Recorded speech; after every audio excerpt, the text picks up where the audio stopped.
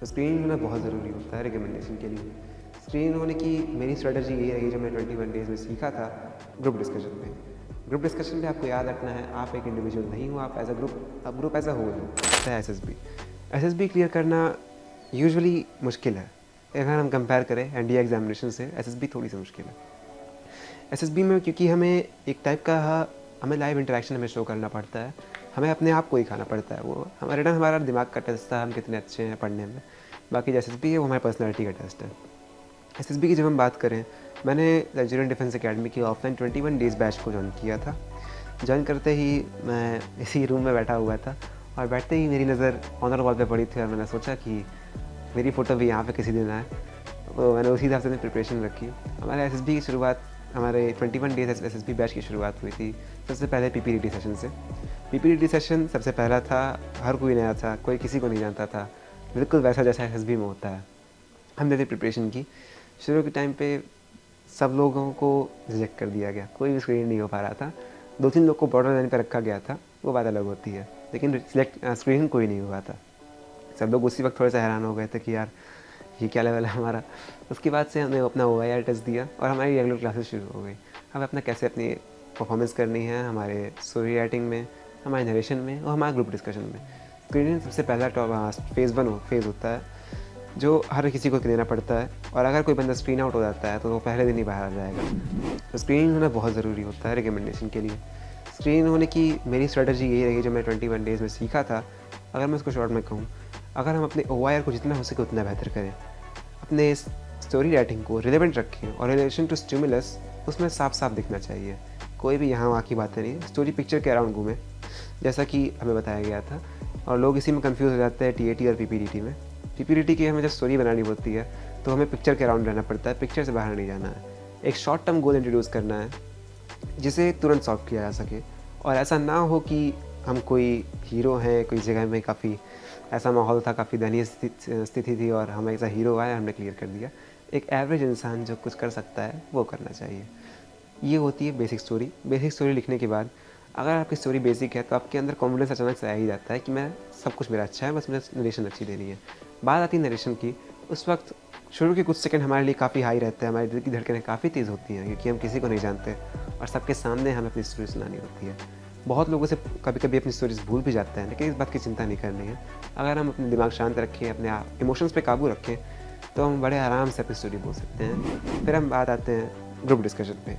Group discussion पे आपको याद रखना है आप एक इंडिविजुअल नहीं हो, आप एज अ ग्रुप, आप ग्रुप एज अ होल हो। ग्रुप एज अ होल का मतलब है कि आप अपने पॉइंट्स डालिए। आपके पॉइंट्स अगर लोग सुन रहे हैं तो ठीक है, लेकिन अगर नहीं सुन रहे हैं तो जो सबसे ज़्यादा रिलेवेंट लग रहा हो उस पॉइंट को सपोर्ट करें, उसमें अपने सुझाव डालें और अपने थॉट्स के साथ सबको गाइड करें। इसके बाद हमारा बात आते हैं हमारे साइक टेस्ट की। साइक टेस्ट काफ़ी थका देने वाला टेस्ट होता है, नॉट फिजिकली बट मेंटली। तो साइक टेस्ट से पहले बहुत ज़रूरी है आप अच्छे से नींद लें, आपका दिमाग पूरी तरह शांत होना चाहिए ताकि आपके थॉट्स अच्छे से एक्सप्रेस हो पाएँ। साइक टेस्ट का सबसे पहला टेस्ट होता है थीमेटिक परसेप्शन टेस्ट, जिसे हम टीएटी भी कहते हैं। टीएटी में हमें 12 पिक्चर्स दिखाई जाती, 12 हमें स्टोरी लिखनी पड़ती हैं, जिनमें से 11 में हमें पिक्चर्स दिखती है और 12वीं एक ब्लैंक स्लाइड होती है। 11 पिक्चर्स को जिस तरह हम पीपीडीटी की जब हम कंपेयर करें, पीपीडीटी में हमें पिक्चर काफ़ी हेजी, काफ़ी ब्लर दिखाई जाती है, लेकिन टीएटी में ऐसी कोई समस्या नहीं है। टीएटी में पिक्चर काफ़ी क्लियर है, और क्लियर पिक्चर देने का रीज़न यही है कि सिचुएशन हमें साफ साफ दे रखी है और असेसर चाहता है कि हम उस पर्टिकुलर सिचुएशन का रिस्पॉन्स देखें। सिचुएशन नेगेटिव भी हो सकती है, न्यूट्रल भी हो सकती है, पॉजिटिव भी हो सकती है। मेरा सुझाव यही था कि जो भी स्टोरी आए अच्छे से एज अ लीडर कि उसको कैसे इमर्ज कर सकता है। शिशिर सर ने हमें लिखने का तरीका बताया। आर्ट ऑफ ड्राफ्टिंग बहुत ज़रूरी है आज के समय जब हम बात करते हैं इसकी, जब हम बात करते हैं टीएटी की। रणनीति बुक में हम साफ साफ काफ़ी अच्छे खासे हिस्से में दे रखा है कि हमें कैसे अपने हीरो को डिफाइन करना है, हीरो को कैसे हमें टास्क कराना है और कैसे एक अच्छे आउटकम के साथ आप अपनी स्टोरी खत्म कर सकते हैं। फिर आता है हमारा word association test, W A T काफ़ी तेज़ है। उसमें अगर हम सोचने बैठ जाएंगे तो हमारे वर्ड्स छूट जाएंगे, जो कि काफ़ी नेगेटिव इम्पैक्ट करता है साइक पे। सेम जिस तरह हमारे टीएटी में हमें गाइड किया गया, डब्ल्यू के लिए भी हमें सेम गाइड किया गया था। डब्ल्यू में सबके मन में कोई ना कोई वर्ड सुन के काफ़ी सारे थॉट्स आते हैं, लेकिन वो अच्छा वेल रिलेवेंट थॉट्स ढूंढ पाना बहुत ज़रूरी होता है। स्पेसिफिकली 15 सेकंड में, 15 सेकंड में हम 10 सेकंड अगर लिखने का हटा दें तो हमारे पास कुल मिला के 5 सेकंड होते हैं सोचने के लिए।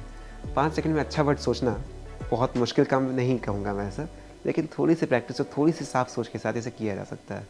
WBT की प्रैक्टिस काफ़ी हमारे अच्छे से कराई गई थी।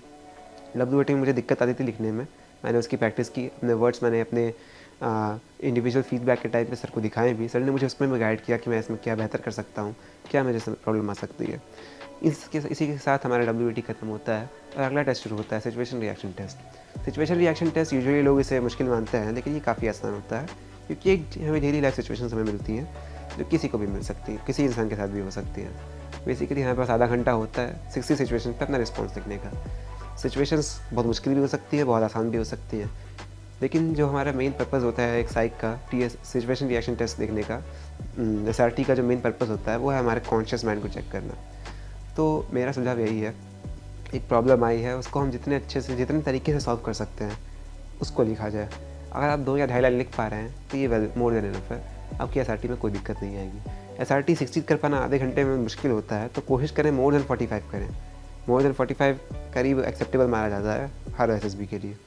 इसी के साथ हमारे लास्ट टेस्ट आता है साइक का, जो कि है self description test. Self description test में हमारे पास बेसिकली 5 क्वेश्चंस होते हैं, हमारे टीचर्स का ओपिनियन, हमारे दोस्तों का, हमारे पेरेंट्स का, हमारा खुद का, और हम किस तरह के इंसान आगे चल के बनना चाहते हैं।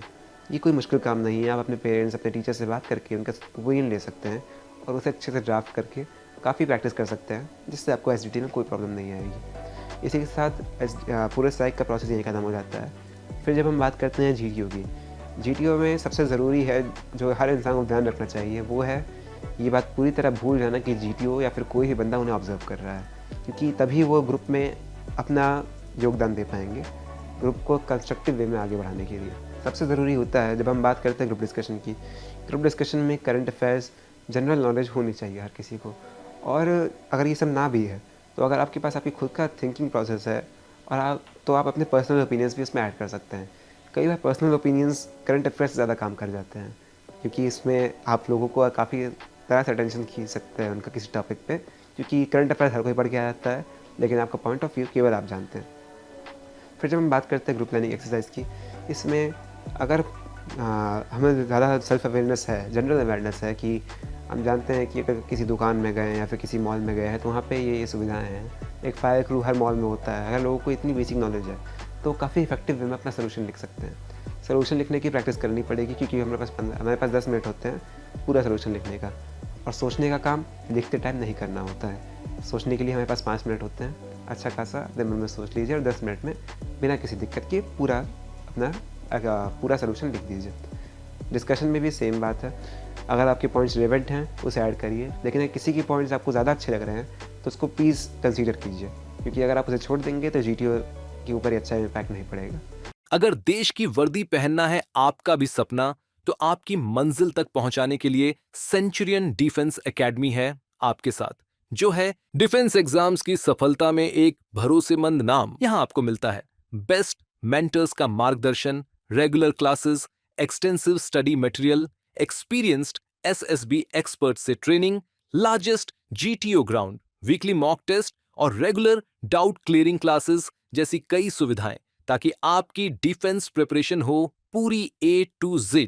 तो फिर देर किस बात की है? सेंचुरियन डिफेंस एकेडमी वेलकम करती है हर उस एस्पिरेंट को जिसने देखा है सपना देश सेवा और रक्षा का। अभी एनरोल कीजिए हमारे कोर्सेज में और टॉप AIRS की तरह ही दीजिए अपनी मेहनत को एक विनिंग बूस्ट।